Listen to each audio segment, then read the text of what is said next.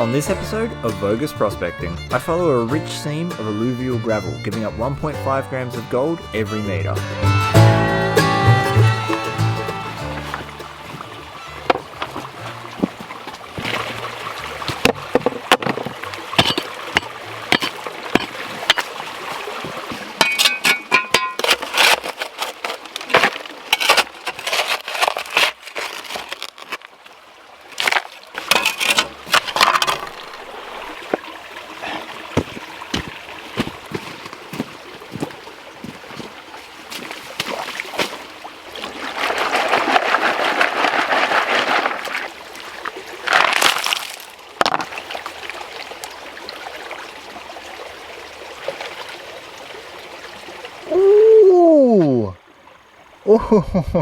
Oh, yeah. Look at that for the first pan of the day. Woo-hoo. How was that for a first pan of the day? What's up, guys? My name is Chris from Vo-Gus Prospecting. If you're new to the channel, a big warm welcome. And if you're an old moldy snuff bottle like this one, welcome back. So today I'm going to keep following this pace streak and show you guys a few pans of what is considered to be super rich industrial grade pay. Oh, look at that pay dirt. That rock's coming out. Safety squint.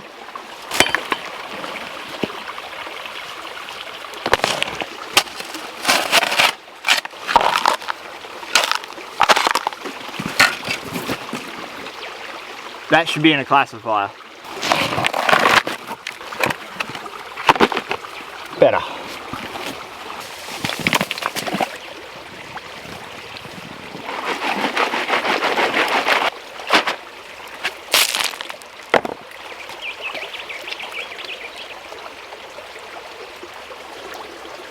Alright, let's see how we go. Second pan in. As usual, the gold's richest on the bedrock, so and this was straight from underneath that piece of cracked bedrock. Have a look at the gold, would ya? Oh, I think that's a sapphire. Yep. We also just pulled a party sapphire. That is sweet. You know, I'm not 100% sure really what's up in these top layers, so I should really test those. Let's take a pan from up here.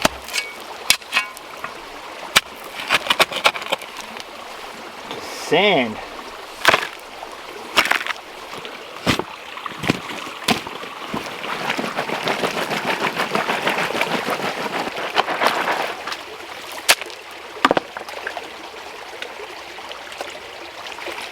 There's a little bit of gravel in it. There's a little bit of gravel.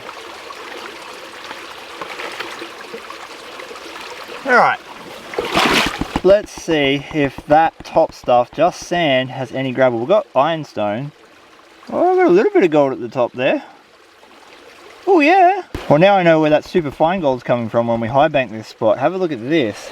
That is a lot of super fine gold. Because we're looking at today from an industrial mining standpoint of view, you have to remember a thing called dilution. Dilution is a problem that both happens in hard rock and in alluvial mining. The idea is simple. The vein in hard rock that you're working, or the pay layer on the bedrock here in the gravel that you're working, might be going 1.5 grams to the meter in the alluvial. It might be going 2 ounces to the ton in the hard rock. But to work the hard rock, you have to take out enough rock for you to physically fit your machines or your body into that wall, which means you've got to take rock that doesn't have any gold or very minimal gold around it, therefore reducing your overall amount. The same goes for alluvial. I've got to take the top dirt as well as the bottom dirt just so I can access the bottom dirt. So this is really good because it's got a fair amount of fine gold at the top.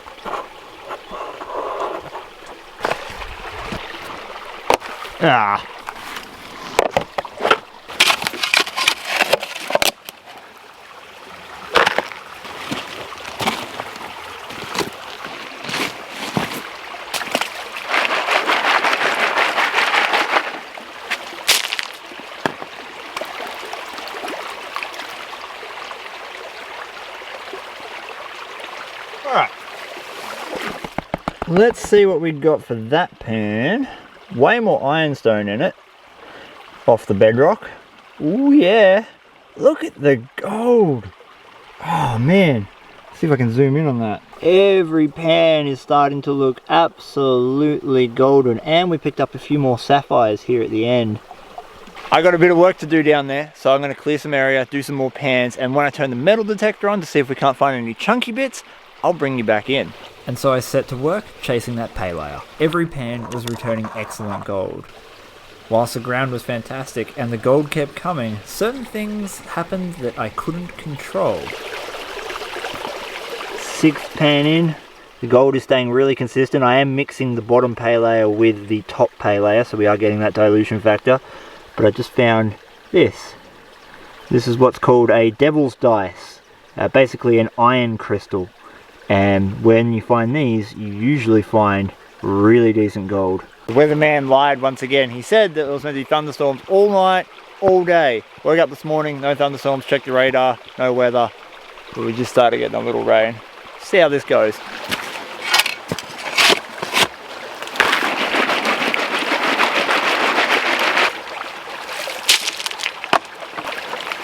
I swear if I touch my bum to the water one more time, I'll get cranky at the water.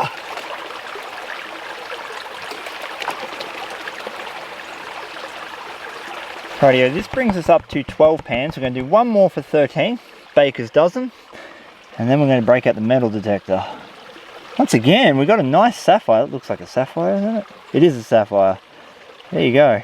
So we've got a nice little sapphire. And heaps of fine gold, heaps of it. Look at the fine gold we've got there. I've taken 13 pans worth of dirt out of this spot this morning. Originally it started at this point and came all the way across into this water here. So I've basically taken 30 centimeters worth of dirt from the roots down to the pay layer. In the few high banking sessions we've done in this spot, I've found maybe 2 or 3 pieces that were detectable sized bits of gold. So we're going to turn on the gold cruiser and see if we can't get lucky and find a nice chunk.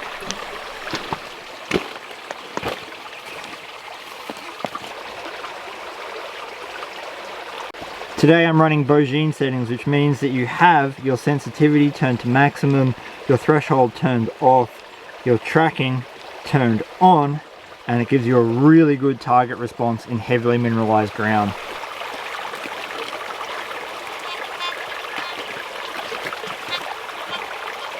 Right, the only obvious signal I got was just up here.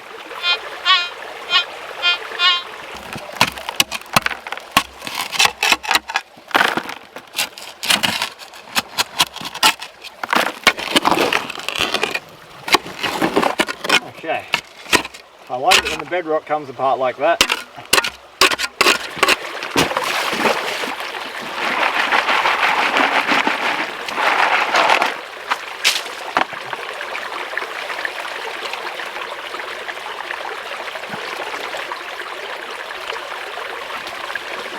Well, we definitely didn't get a nugget, but we got above average gold for this spot. That is a lot of specs, and there's a few sapphires and gems in there, plus a lot of iron, and I reckon that's what was giving us that faint signal. I'm willing to bet this is what was giving us the signal. It's super heavy, sits with the gold, and you can see the rust staining coming off of my fingers from it. It's a rock, but it's just got a lot of iron in it.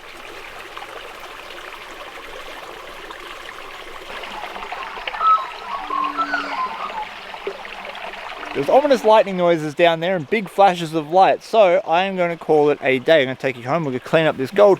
This is what the contents of my snuffer bottle look like after just 16 pans. There's a lot of gemstones in here, so I'm just going to take my tweezers, go through and pull some of the sapphires out.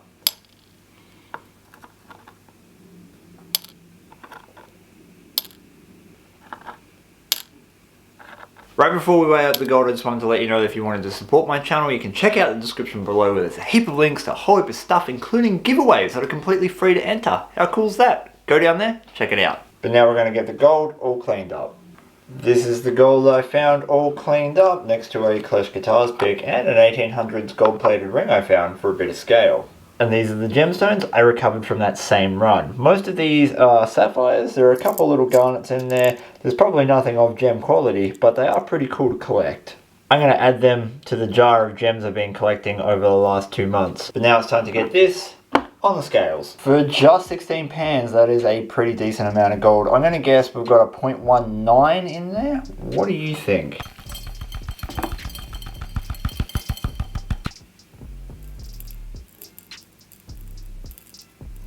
Wow, okay, we shot past my guess by a long way.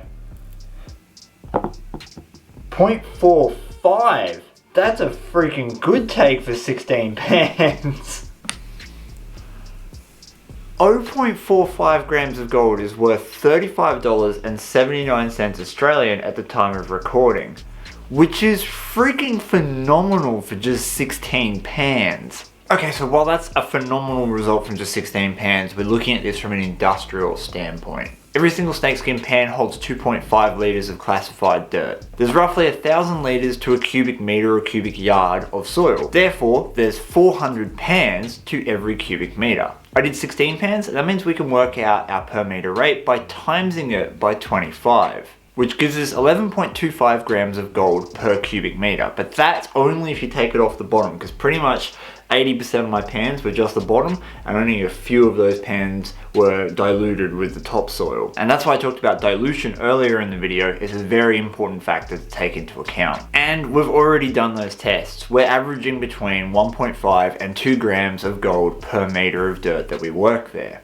Now, in shows like Gold Rush, they're pumping up to 200 meters of dirt through their wash plants in a single hour, or $23,000 worth. So I hope that's shone a little bit of light on industrial mining for you. Thank you so much for watching my video. I hope you did enjoy it, and until our next adventure, epic music and an outtake. That was way wider than I thought it was going to be.